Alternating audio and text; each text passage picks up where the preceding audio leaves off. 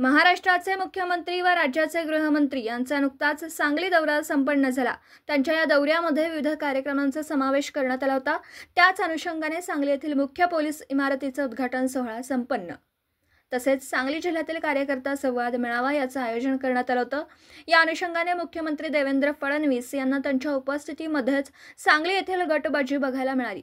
सांगली जिल्हा भाजपच्या वतीने मुख्यमंत्री देवेंद्र फडणवीस यांच्या उपस्थितीमध्ये आयोजित करण्यात आलेल्या कार्यकर्ता संवाद मेळाव्यात तर फसलाच आहे। शिवाय या सर्व गटबाजीमुळे कार्यकर्त्यांनीच पाठ फिरवली। त्यामुळे नुकताच पार पडलेल्या जिल्हाध्यक्ष निवडीचा परिणाम असेल का? दुसरे म्हणजे सांगली जिल्ह्याचे पालकमंत्री चंद्रकांत दादा पाटील यांचा सांगली जिल्ह्यावर दुर्लक्ष होत आहे का?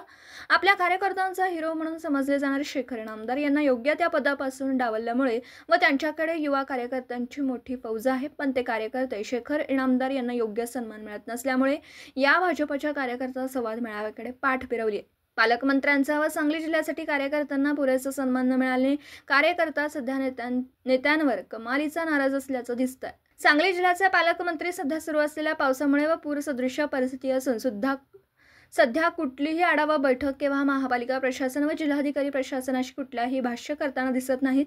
भाजप पक्ष नेत्यांनी सांगली जिल्ह्याचे पालकत्व तरी योग्य व्यक्तीकडे सोपवून सांगली जिल्ह्यातील जनतेने ज्याप्रमाणे भाजप पक्षावर विश्वास ठेवला आहे त्या विश्वासाला निदान जिल्ह्याचे पालकमंत्री तरी येथील जनतेचा विचार करणार असावा, अशी सर्वसामान्य नागरिकांची मागणी व चर्चा आहे। ज्याप्रमाणे सांगली जिल्ह्याने भाजप पक्षावर इतका मोठा विश्वास ठेवला आहे तो विश्वास कुठेतरी ढासळल्यासारखा वाटतोय। सर्वसामान्य जनतेला व ह्याची किंमत आपल्याला स्थानिक स्वराज्य निवडणुकीमध्ये बघायला मिळेल, अशी चर्चा सर्वसामान्य जनतेमधून आहे। पत्रकार राजेंद्र शिंदे, झी न्यूज मराठी।